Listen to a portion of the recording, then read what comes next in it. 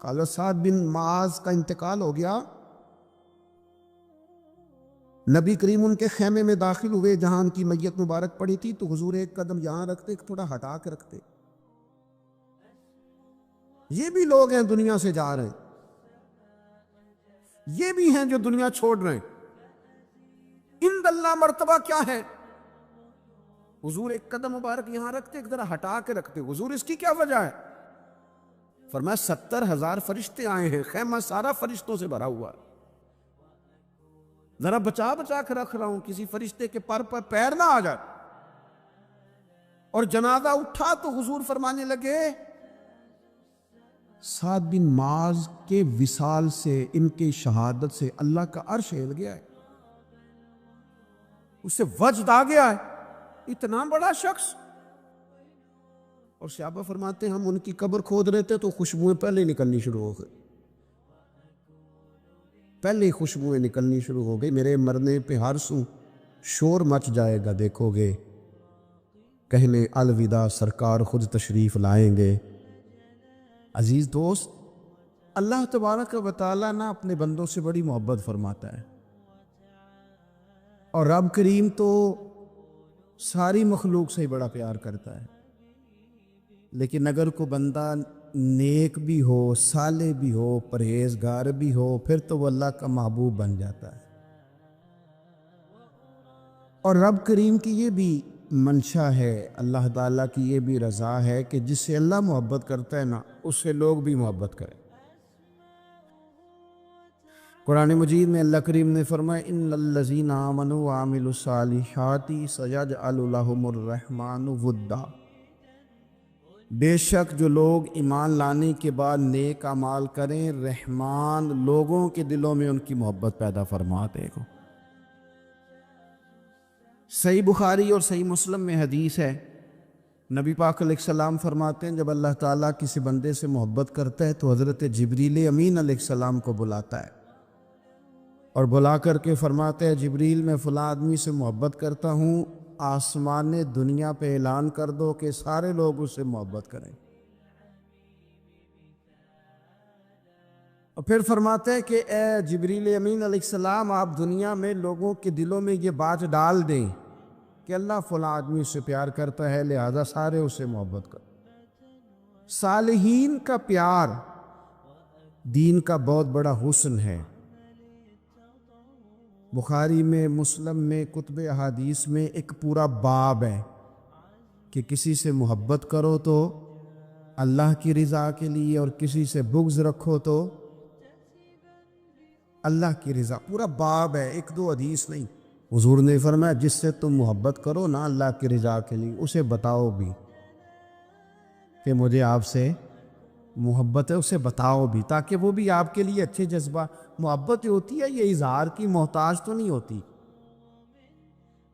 لیکن محبت میں اظہار ضرور ہوتا ہے، محتاج تو نہیں، لیکن ہر چیز دل میں رکھنے کی نہیں ہوتی، کچھ زبان سے کہنے کی بھی ہوتی ہے، کچھ کہنے کی چیزیں بھی ہوتی ہیں، اور وہ کہہ بھی دینی چاہیے لیکن اتنی ہی کہنی چاہیے جتنی ضرورت ہو، 2 4 5 قدم آگے بڑھ کے نہیں، اس میں بھی تکلف آ جاتا ہے، تصنع آ جاتی ہے، بناوٹ آ جاتی ہے۔ فرمایا حضور مجھے اللہ کی قسم مجھے آپ سے پیار ہے، تو حضرت معاذ بن جبل مسکرائے اور مسکرا کے فرمانے لگے کیا کہا تم نے؟ کہا حضور اللہ کی قسم آپ سے پیار ہے۔ فرمایا پھر سوچ کے کہیے۔ کہا اللہ کی قسم آپ سے پیار ہے۔ فرماتے انہوں نے نا میرا کپڑا پکڑ کے مجھے کھینچا اور قریب کر کے کہنے لگے سن، پھر میں نے نبی پاک سے سنا ہے جو 2 بندے رب کی رضا کے لیے آپس میں محبت کرے، اللہ کی محبت ان کے لیے واجب ہو جاتی ہے، پھر اللہ ان سے پیار کرتا اگر وہ اللہ کی رضا کے لیے محبت کرے۔ ہماری محبتوں میں نا دنیاوی اغراض بڑھے، ہوئے ہر دعوت صرف اسی لیے ہوتی ہے کہ وہ بندہ بلاؤ جو میرے کام آئے گا، ہر تحفہ اس لیے آگے کی طرف روانہ کیا جاتا ہے کہ اس شخص کو بلاؤ جو کل میرے کام آئے گا۔ عزیز بھائی، اللہ کے نیک بندے سے اللہ کا بندہ سمجھ کے پیار کرے، اور اللہ کا نیک بندہ سمجھ کے اس کے ساتھ فوٹو آنا ضروری نہیں، اس کے ساتھ پیار ہونا ضروری ہے۔ اور اگر محبت اخلاص والی ہو، پیار والی ہو، عقیدت والی ہو، تو حضرت ابو ذر غفاری نے تو کہا تھا یا رسول اللہ اگر بندہ کسی نیک بندے سے پیار کرے، نہ اس سے مل سکے، نہ اس طرح کے کام کر سکے، پھر بھی کوئی نتیجہ نکلے گا؟ تو حضور نے فرمایا پیار خالص کرے، اللہ قیامت کے دن دونوں کو جمع فرما دے گا۔ جو جس سے محبت کرے گا صبح قیامت اسی کے ساتھ ہوگا۔ شاید اسی لیے کسی پنجابی کے شاعر نے کہا تھا کہ اساں جے ہاں گناہیاں دا جدوں اعمال نامہ فرول ہوئے، ذرے ذرے نے سامنے آ جانا، جو جو منہ تھی بولیا بول ہوئے، اساں بھی کول حضور دے بیٹھ رہنا، لکھ عمل ترکڑی تول ہوئے، ادو کولوں کی رب نے حساب لینا جڑا بیٹھا ہی محمد دے کول ہو۔ تو اللہ کے بندوں سے اللہ کی رضا کے لیے پیار کریں، اس میں للہیت پائی جائے، للہیت للہیت ہو، اس میں کوئی اور نہ ہو، بندہ ہو اور اللہ کی رضا ہو، یعنی درمیان میں رب ہو، اور تیسرا وہ شخص ہو۔ رضا الہی جب مقصود ہو پھر شکوے بھی پیدا نہیں ہوتے،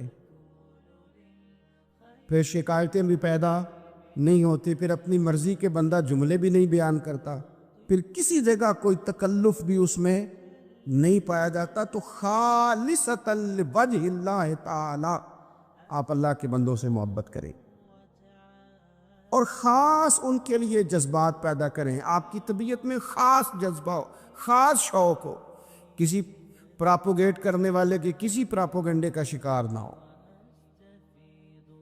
آپ کی طبیعت ہو، تبھی ملان ہو، ذوق ہو۔ حضرت حرم بن حیان تابعی ہیں، فرماتے ہیں جب میں نے یہ حدیث سنی نا کہ نبی پاک علیہ السلام نے فرمایا ہے کہ حضرت اویس کرنی ان کی دعا کی برکت سے اللہ میری امت کے لوگوں کی بخشش کرے گا، اور جب میں نے یہ سنا کہ حضرت مولا علی جیسے لوگ، حضرت عمر فاروق جیسے لوگوں کو جبہ دے کے بھیجا گیا ہے، اور حضور نے بھیج کے کہا ہے کہ اب ایسے کہنا میری امت کے لیے دعا کرے، تو فرماتے میرے سینے میں لو لگ گئی کہ میں حضرت اویس کرنی سے ملوں، میری طبیعت لگ گئی، میرا شوق آ گیا کہ میں خواجہ اویس کرنی رضی اللہ تعالیٰ عنہ سے ملوں۔ میں نکل پڑا، اللہ کے بندے کے لیے نکلا۔ حضرت حرم بن حیان کہتے ہیں، اس کو ابن الجوزی نے بھی لکھا ہے، داتا گنج بخش علی اجویری نے بھی لکھا ہے، کہتے ہیں میں ڈھونڈنے لگا حضرت اویس کرنی کو، بڑے شہروں میں گیا پر وہ ملے نہیں۔ داتا صاحب کہتے ہیں وہ حال والے آدمی تھے، ان پر بھی حال تاری رہتا تھا، اسی کسے دے کچھ نہیں جے لگ دے تے نہ کوئی ساڈا دردی، وہ بھی اپنی کیفیت میں رہتے تھے۔ داتا صاحب نے لکھا ہے جب دنیا ہستی تھی تو حضرت اویس کرنی رویا کرتے تھے، جب لوگ روتے تھے تو وہ ہنستے تھے، وہ سادہ غذا کھاتے تھے، کسی سے کوئی لین دین نہیں، اپنے طرز کلام، اپنی زندگی۔ یہ لوگ بھی بڑے شاندار ہوتے ہیں، فرماتے ہیں کہ وہ اپنے حال میں رہتے تھے۔ حضرت حرم بن حیان کہتے ہیں میں نے بڑی جگہ ڈھونڈا، پر میں جہاں جاتا لوگ کہتے ہاں گندمی رنگ والے، ہاں جن کے چہرے پر کچھ برس کے داغ ہیں، وہ جن کا چہرہ اور وجود بڑا روب والا، وہ اویس کرنی۔ کہتے ہیں میں ڈھونڈتا ڈھونڈتا جس شہر میں جاتا لوگ کہتے ہیں وہ آئے تھے پر چلے گئے۔ وہ کسی نے کہا تھا نا اویسیوں میں بیٹھ جا، بلالیوں میں بیٹھ جا، صفیں تو سب بچی ہیں تو عشق والیوں میں بیٹھ جا۔ فرماتے میں وہ صفیں تلاش کرتا ڈھونڈتا، نہ ملے مجھے، بالآخر میں عراق پہنچ گیا، نہر فرات کے کنارے ساری دنیا سے علیحدہ ہو کے وضو کر رہے تھے۔ کہتے ہیں میں پیچھے کھڑا ہوں، میں نے جا کے کہا السلام علیکم، تو حضرت اویس کرنی چہرہ اٹھا کے کہنے لگے وعلیکم السلام حرم بن حیان۔ تو میں نے کہا حضور آپ مجھے جانتے ہیں؟ فرمانے لگے عرفت روحی من روحی کا، میری روح تیری روح کی جاننے والی ہے۔ کہتے ہیں میں نے کہا حضور کو نصیحت کر دے، تو فرمانے لگے پہلی نصیحت تو یہ ہے کہ آج کے بعد مجھے ملنے نہ آنا، میں نہیں پسند کرتا، میں تنہا رہنا چاہتا ہوں، مجھے نہیں شہرت اچھی لگتی، میرا نہیں دل کرتا لوگ میرے پیچھے بھاگے، آج آیا ہے آج کے بعد نہ آنا، بس چھوڑ دے مجھے میرے حال پہ، میں اپنی زندگی اپنے حساب کے مطابق گزارنا چاہتا ہوں، تو آج کے بعد نہ آنا۔ اور پھر فرمانے لگے اگلی نصیحت یہ ہے کہ جو رب نے تجھے دے دیا ہے نا اس پہ راضی ہو جا، اگر اس پہ راضی نہیں ہوگا تو تکلیف میں رہے گا۔ فرماتے ہیں میں نے پھر کہا میرے لیے دعا کر دے، تو انہوں نے ہاتھ اٹھائے، کہنے لگے یا اللہ میری اور اس کی جنت میں ملاقات کرا دینا۔ پھر میں چہرے پہ ہاتھ پھیرے اور فرمانے لگے اب تو جا، میں کوشش کروں گا تجھے دعاؤں میں یاد رکھوں، تو بھی کوشش کرنا مجھے دعا میں یاد رکھنا۔ فرماتے ہیں یہ کہتے کہتے نا وہ رستہ بدل گئے، اور گلی کا کونا وہ جب مڑے تو پھر میں ڈھونڈتا رہا، دوبارہ زندگی بھر ملے نہیں، لیکن میرا پیار سچا تھا، وہ مجھے ویسے تو نہیں ملے پر خواب میں کئی دفعہ مل جاتے، اور خواب میری وچ بھی آیا ماہی تے میں پھر وہ گل وچ پا لئیاں باواں تے ڈر دی ماری اکھ بھی نہ کھولا کتے پھر بچھڑ نہ جاواں۔ فرماتے مجھے محبت ہو گئی، خواب میں زیارت ہو جاتی۔ اب ہوتا یہ ہے کہ ہمارے زمانے میں کچھ لوگ تو بیچارے ویسے ہی بڑے بعض چیزوں سے آوازان ہیں، ان کی طبیعتیں ویسے ہی بڑی تلخ ہیں، بڑی ترش ہیں، وہ ویسے ہی ذرا دنیا سے ہٹ کے چلنا چاہتے ہیں، ان کا مزاج ہے۔ وہ کیا کرتے ہیں کہ وہ بدگمانیاں پیدا کرنا، سوسائٹی کے اندر بری سوچوں کا فروغ دینا اپنے لیے وہ ضروری سمجھتے ہیں اور اپنی ذمہ داری سمجھتے ہیں۔ میں اکثر یہ مثال دیا کرتا ہوں کہ محبت بھی اگر ہم پیدا کرنا چاہیں تو پیدا ہو سکتی ہے، اور کسی کی عداوت پیدا کرنا چاہیں تو وہ کام بھی ہو جاتا ہے۔ بہو جانا چاہ رہی تھی میکے، اس نے اپنے شوہر سے یا اپنی ساس سے کہا کہ مجھے گھر جانا ہے۔ تب ایک پہلو تو یہ ہے کہ وہ شام کو بیٹا گھر آیا تو اماں کہتی ہے کہ پتر دیکھ، بیٹا نہیں چاہ رہا تھا کہ وہ جائے، اماں اس کو اس کی ذہن سازی کرتی ہے، کہتی بیٹا دیکھ تو ہر وقت اپنی ماں کے پاس رہتا ہے، باپ کے پاس رہتا ہے، بہن بھائیوں کے پاس رہتا ہے، تو بیچاری اگر 6 ماہ کے بعد 3 ماہ کے بعد تقاضا کرتی ہے تو اس کا بھی تو دل کرتا ہے نا اپنے ماں باپ سے ملنے۔ اب بچہ نرم ہوتا ہے، وہ شوق سے گاڑی نکالتا ہے، شوق سے چھوڑنے جاتا ہے، اس کے دل میں محبت فروغ پکڑ گئی۔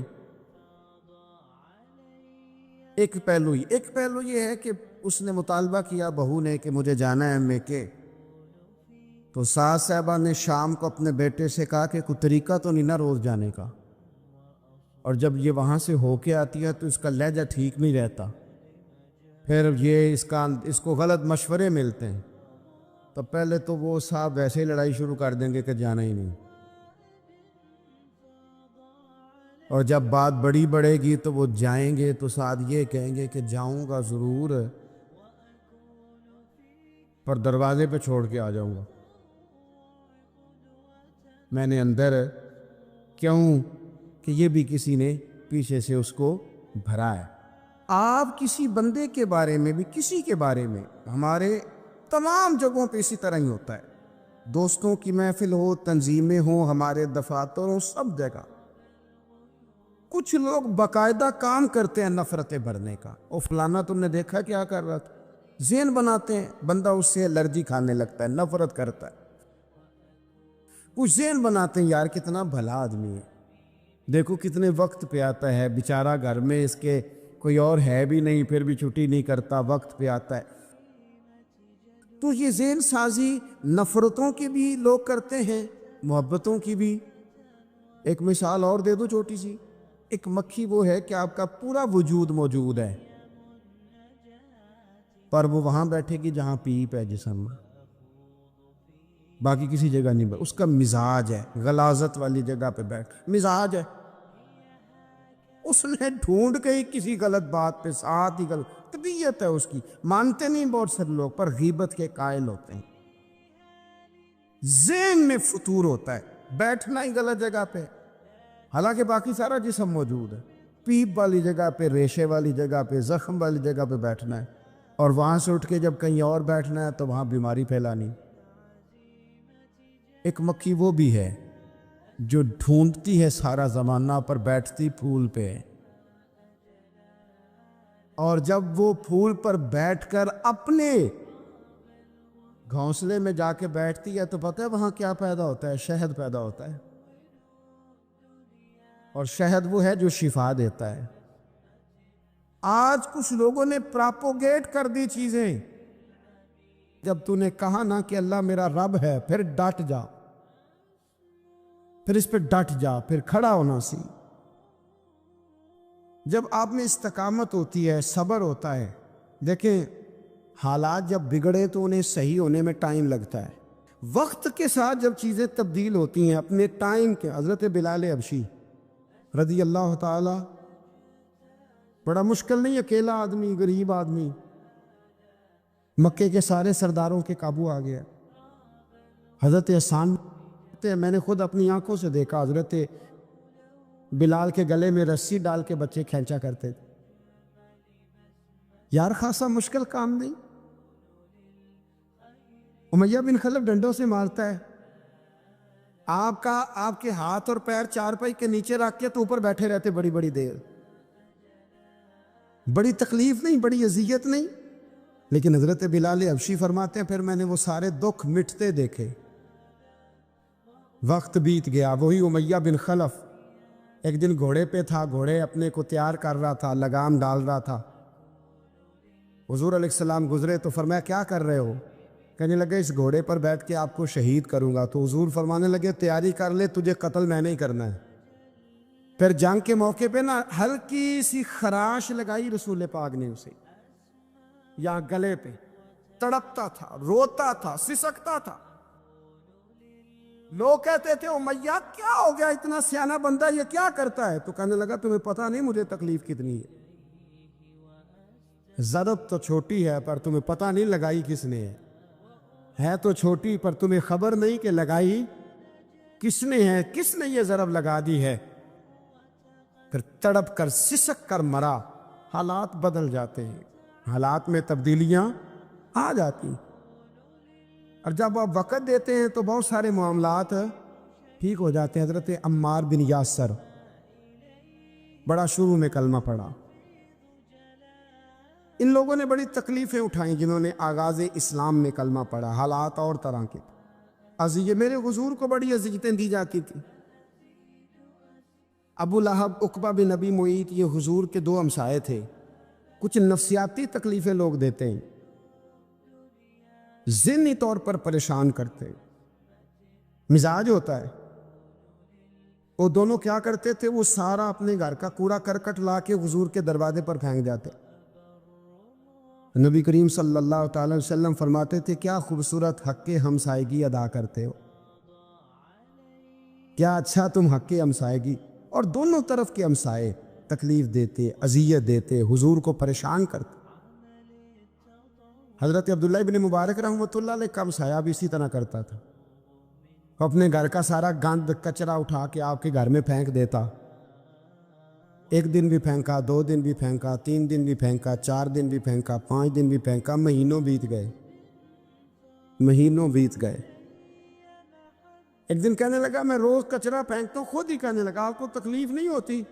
آپ فرمانے لگے میں نے ایک برتن رکھ دیا ہے، ایک جھاڑو رکھ دیا ہے.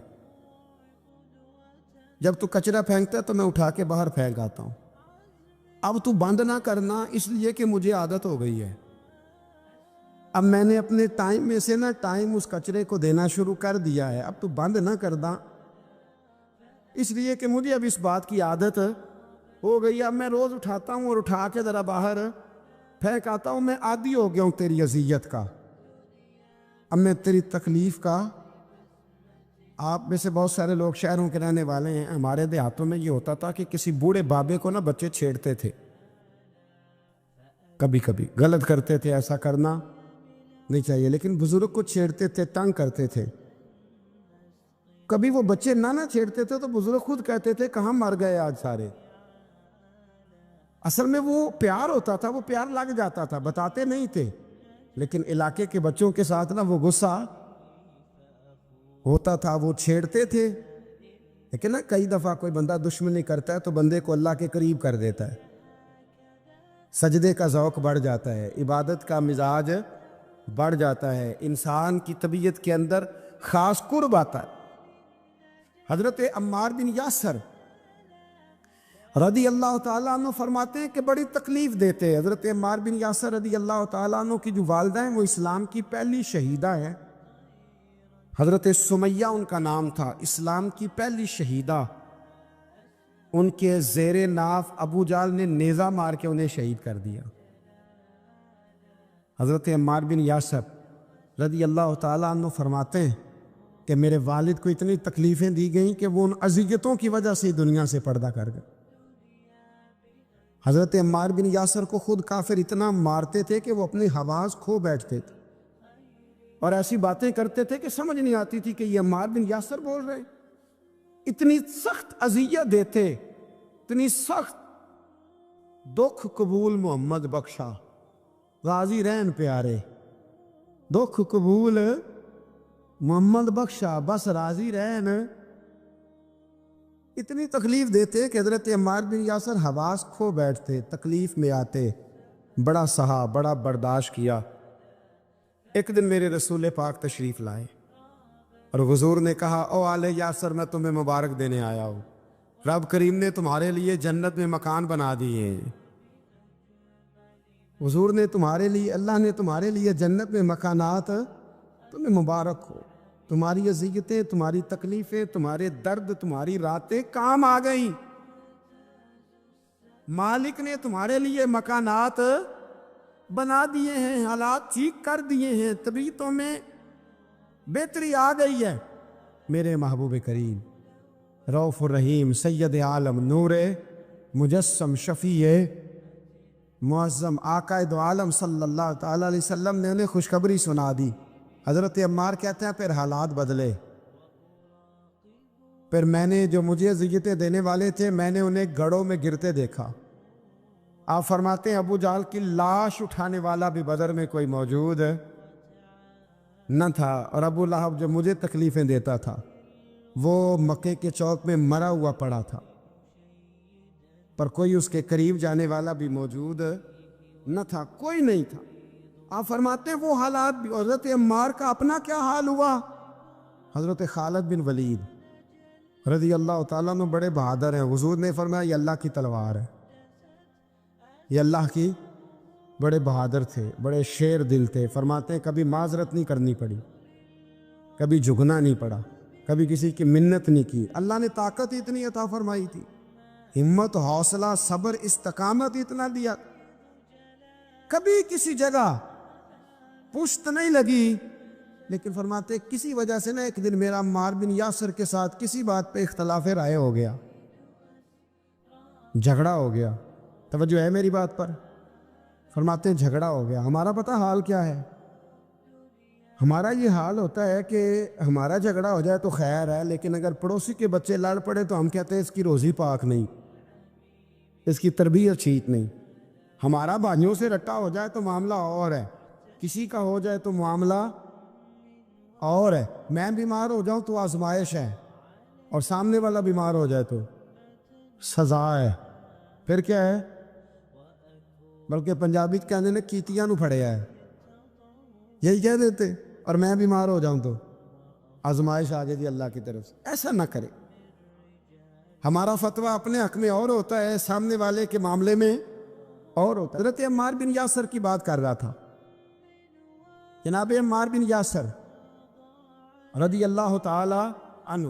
حضرت عمار بن یاسر کہتے ہیں کہ حضرت خالد بن ولید کے ساتھ، جناب خالد بن ولید کہتے ہیں میری ان کے ساتھ نا کسی بات میں اختلاف رائے ہو گیا، تو میں اب دلیر آدمی تھا، شیر آدمی تھا، کبھی جھکا نہیں تھا، کبھی کوئی معاملہ نہیں ہوا تھا، کبھی کوئی ایسی بات نہیں ہوئی تھی۔ آپ فرماتے ہیں جب رائے کا اختلاف ہو گیا نا، بات ذرا آگے بڑھ گئی تو نبی کریم صلی اللہ علیہ وسلم تک بات پہنچی، تو میرا یہ خیال تھا کہ حضور میری بھی سنیں گے، عمار بن یاسر کی بھی سنیں گے، پھر حضور کوئی فیصلہ کریں گے، پر قربان جاؤں۔ وقت بدل گیا ہے نا، اب بہت بڑے چودھری ہیں، بڑے سردار ہیں، بڑے سپہ سالار ہیں حضرت خالد بن ولید، پر وقت بدل گیا۔ تو حضرت خالد بن ولید کہتے ہیں جب میں نے نبی کریم کی بارگاہ میں بات عرض کی، حضور تک بات پہنچی، تو میرے مصطفیٰ نے موٹی سی بات ارشاد فرمائی۔ رسول کریم فرمانے لگے بھئی بات مختصر سی ہے، جس نے عمار کو راضی کر لیا اس نے مجھے راضی کر لیا، اور جس نے اسے ناراض کیا اس نے مجھے ناراض کیا۔ فرماتے ہیں بس میری قیمت پڑ گئی، میرا قد اونچا ہو گیا۔ حضرت خالد بن ولید کہتے ہیں میں نے بھی کہا اب بات کیا کرنی ہے، اب تو گزارش ہی کرنی ہے، اب مدعا کیا سنانا ہے، اب تو بات کرنی ہے۔ فرماتے میں آگے بڑھا، اور جیسے بھی ہوا میں نے حضرت عمار بن یاسر کو راضی کیا۔ حضرت عمار کہتے ہیں ایک وقت وہ تھا اور ایک وقت یہ ہے، جب دونوں وقتوں کو دیکھتا ہوں تو کہتا ہوں الحمدللہ رب العالمین۔ یہ ساری تعریفیں اس رب کے لیے ہیں جو تمام جہانوں کو پالنے والا۔ وقت دیں معاملات کو، ٹائم دیں۔ آپ دیکھیں اللہ تبارک و تعالیٰ بڑا کریم ہے، ہمیں وقت دینا چاہیے۔ حضرت سیدنا عاصم بن ثابت بن قیس بخاری میں بھی موجود ہے، اور بھی بہت ساری کتب میں یہ روایت موجود ہے۔ حضرت عاصم بن ثابت بن قیس رضی اللہ تعالیٰ عنہ، آپ نے نا جنگ احد میں بڑی دلیری کے ساتھ آپ لڑے تھے۔ دو لوگوں کو آپ نے قتل کیا تھا، مصافے اور حارث کو۔ ان کی والدہ سلافہ بنت سعد، سلافہ بنت سعد بڑی مالدار عورت تھی، بڑی تیز تھی۔ اس نے قسم کھائی تھی کہ میرے دو بیٹے چونکہ حضرت عاصم بن ثابت نے قتل کر دیے، اس نے قسم کھائی تھی کہ میں نا معاذ اللہ انہیں قتل کراؤں گی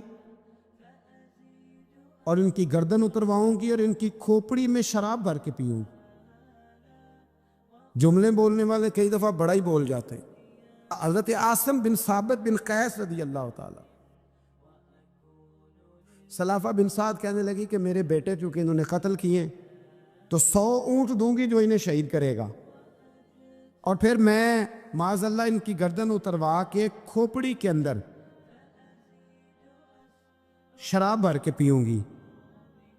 حضرت عاصم بن ثابت بڑے بہادر تھے، قابو نہ آ سکے۔ کافروں نے ایک چال چلی کہ مدینے سے کچھ مبلغ مانگے تبلیغ کرنے کے لیے، بطور مبلغ کو مانگا، لیکن رستے میں بددیانتی کی، جھوٹ بولا، ظلم کیا، انہیں گرفتار کیا، اور گرفتار کر کے معاذ اللہ تعالیٰ انہیں بیچنا چاہا۔ حضرت عاصم بن ثابت کہنے لگے میں میدان کا آدمی ہوں، میں قید ہونے سے لڑائی کرنے کو بہتر سمجھتا ہوں، میں کفار کا قیدی ہونے سے شہید ہونے کو فضیلت دوں گا۔ تلوار نکال لی، نیزے نکال لیے، لڑنے لگے۔ اب اکیلا آدمی اور سامنے درجنوں بیسیوں لڑنے والے، سب کا رخ جب انہی کی طرف ہوا تو حضرت عاصم بن ثابت بن قیس رضی اللہ تعالیٰ عنہ سمجھنے لگے اب شہید ہو جاؤں گا، تو آپ نے ایک دعا مانگی، کہنے لگے اے اللہ میرے بدن کی حفاظت کرنا، اے اللہ میرے وجود کی حفاظت کرنا، گویا میری لاش کی یہ بے حرمتی نہ کرے، اللہ حفاظت کرنا۔ شہید کر دیے گئے، جیسے ہی آپ شہید ہوئے تو اب وہاں تو منت یہ تھی نا معاذ اللہ کے گلا کاٹیں گے اور معاذ اللہ کھوپڑی میں شراب پیئیں گے۔ انہوں نے دعا کر دی یا اللہ حفاظت کرنا۔ آپ سب بھی دعا کریں یا اللہ ہماری حفاظت فرما، اے اللہ دنیا میں بھی حفاظت فرما، قبر میں بھی حفاظت فرما، حاسدوں سے، شریروں سے، مفسدوں سے، اے اللہ حفاظت کرنا، یہ دعا فرمائی۔ جب آپ شہید کر دیے گئے نا، لاش مبارک قریب تھی، تو کافر گردن کاٹنے کے لیے آگے بڑھے تو سینکڑوں کی تعداد میں شہد کی مکھیاں آ گئیں، انہوں نے گھیرا ڈال لیا سارے وجود کو۔ اب کتنی کو مکھیاں اڑائیں؟ ایک کو اڑاتے ہیں 10 اور آ جاتی ہیں، 2 کو اڑاتے ہیں 10 اور ان کا خیال تھا شاید وجود کاٹنے آئی ہیں۔ وہ چلے گئے، کہنے لگے شام کو جب مکھیاں چلی جائیں گی تو دوبارہ آئیں گے۔ لیکن جب مکھیاں اڑی تو انہوں نے وجود کو چھوا بھی نہیں تھا، انہوں نے وجود کی حفاظت کی، دعا مانگی تھی، اے اللہ ان سے میری حفاظت فرما، مجھے ثابت قدم رکھ۔ مکھیوں نے وجود کو چھوا بھی نہیں، اور جب رات ہوئی تو نہ بادل تھے، نہ پانی تھا، نہ ہوا تھی، لیکن اللہ نے پانی بھیجا، بارش آئی، حضرت عاصم بن ثابت کی لاش کو بہا کے لے گئی، وجود بہا کے لے گئی۔ سویرے ڈھونڈتے رہے پر ان کا وجود کسی کو ملا، بعد مرن دے مکھڑا میرا ہو جاوے جے تازہ، پھر سمجھ لینا محبوب میرے نے آن پڑے ہے جنازہ، پھر سمجھ لینا محبوب میرے نے آن پڑے ہے۔ اور ایک شعر پڑھنا دوں چلا کے گولڑا کا، کئی دفعہ پڑھتا ہوں، آج پھر نہ کہہ دوں، کہنے لگے بے قدراں کچھ قدر نہ جاتی، کیتی خوب تسلی ہو، دنیا دار پجاری زردے کتیاں دے گل ٹلی ہو، بک بک روشن اکھیاں تکیو ویک حویلی کلی ہو، کوچ نصیر آسان جدوں کیتی پہ جانی تر تلی ہو۔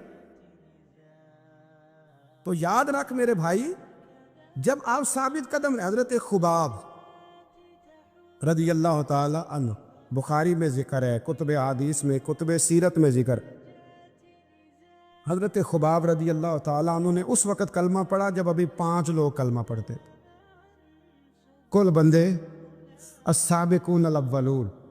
آپ فرماتے ہیں جس عورت کا میں غلام تھا نا، ام انمار اس کا نام تھا، وہ مجھے بڑی سخت سزائیں دیتی تھی۔ آپ لوہار کا کام کرتے تھے، سلاخیں، آپ کو پتہ ہے لوہار سلاخ رکھتا ہے پہلے آگ میں بھٹی میں، پھر وہ جب پوری طرح تپتی ہے پھر کچھ بنتا ہے، لوہار کا کام کرتے تھے۔ آپ فرماتے ام انمار میرے ساتھ یہ کرتی کہ مجھے سخت اذیت دیتی، کلمہ چھوڑنے پر مجبور کرتی۔ ایک دفعہ تو ایسے ہوا کہ اس نے کافروں کی ڈیوٹی لگائی، میں گلی سے گزر رہا تھا، مجھے نہیں پتا تو ان کی پہلے سے تیاری ہے، انہوں نے کوئلے جلا کے رکھے ہوئے تھے، مجھے پکڑا، میرا کرتا زبردستی اتارا، کوئلوں پہ لٹا دیا اور میرے وجود پر وزنی پتھر رکھ دیے۔ فرماتے ہیں میری چربی پگھلی تو کوئلے بجھے۔ یہ شہادت گاہ الفت میں قدم رکھنا لوگ آسان سمجھتے ہیں مسلمان ہونا، زخم پہ زخم کھا کے جی، خون جگر کے گھونٹ پی، آہ نہ کر لبوں کو سی، یہ عشق ہے کو دل لگی نہیں، اس میں بڑی برداشت کرنی پڑتی ہے۔ آپ فرماتے ہیں کہ حضور علیہ السلام نا خانہ کعبہ کی دیوار کے ساتھ ٹیک لگائے بیٹھے تھے، میں ایک دن حاضر، مجھے بڑی تکلیف دیتے تھے، کہتے ہیں جب میں کام کر رہا ہوتا تھا تو میری مالکن آتی تو وہ نکال کے نا سلاخ تو میرے سر پہ رکھ دیتی، میرا سارا وجود زخمی تھا۔ حضور خانہ کعبہ کی دیوار سے ٹیک لگائے بیٹھے تھے، میں حاضر ہوا تو محبوب کریم بھی اٹھے، تو حضور علیہ السلام سے میں نے عرض کی حضور دیکھیں مجھے کتنی تکلیف دی جاتی، تو ابھی فرمانے لگے بس اتنی، بس اتنی؟ فرمایا تم سے پہلے لوگوں کے سروں پر آرے رکھ کے 2 حصوں میں چیر دیا جاتا تھا، لوہے کی کنگھیوں سے ان کے وجود ادھیڑ دیے جاتے تھے، پر وہ سی نہیں کرتے تھے، اف نہیں کرتے تھے۔ میں خبردار بس اتنی؟ اور پھر میرے حضور نے ہاتھ اٹھائے، کہا اے اللہ خباب کی مدد فرما، اے اللہ خباب کی، اتنے لفظ ادا کی۔ حضرت خباب کہتے ہیں پھر میں نے وقت کو وقت دیا، پھر میں نے حالات کو وقت دیا، پھر میں نے اپنے محبوب کی دعا کو قبول ہوتے دیکھا۔ فرماتے ہیں وہ میری مالکن یہ مجھے تکلیف دیتی تھی، اذیت دیتی تھی، پر اس کا حال یہ تھا کہ اس کے سر میں درد اٹھا، اور جس طرح کتا چیختا ہے جب اسے مارا جاتا ہے تو وہ چلاتا ہے، اس طرح وہ آوازیں نکالتی۔ پھر وہ بہت بڑے طبیب کے پاس گئی تو اسے کسی نے کہا کہ لوہے کی سلاخوں سے اپنے سر کو دگوایا کر، داغ دیا کر، اسے جلایا کر جگہ جگہ سے، تاکہ تیرے اندر کا درد ختم ہو۔ تو آپ فرماتے ہیں پھر لوگوں میں نے صبر اور استقامت کا رزلٹ دیکھا کہ وہ جو مجھے بطور سزا میرے سر پہ سلاخیں رکھتی تھی، پھر وہ بطور دوائی منگانے لگی۔ میں سلاخ گرم کر کے لاتا، اس کے سر پہ رکھتا، فرماتے ہیں پھر اسے سکون ہوتا، پھر وہ تڑپتی۔ اور چونکہ مجھے تو وقت یاد تھا نا، کہتے ہیں لیکن میں مصطفیٰ کریم کا کلمہ پڑھتا تھا، میں نے کبھی دوبارہ پلٹ کر اسے یہ بات یاد نہ کرے۔ آپ وقت دیں، ماحول کو ٹائم دیں، آپ دیکھیں، ہاں یہ ضرور دیکھ لیں کہ آپ کے ضمیر کے اندر کوئی ایسی بات تو نہیں، کوئی ایسا معاملہ تو نہیں کہ جہاں آپ غلط ہیں، اور اگر ایسا نہیں پھر آپ وقت دیں۔ اللہ کی حکمتوں پر بہت ساری چیزوں کو چھوڑے۔ دعا کرتا ہوں اللہ کے حضور اللہ ہمیں سمجھنے کی توفیق عطا فرمائے۔ آخر دعوانا ان الحمد للہ رب العالمین۔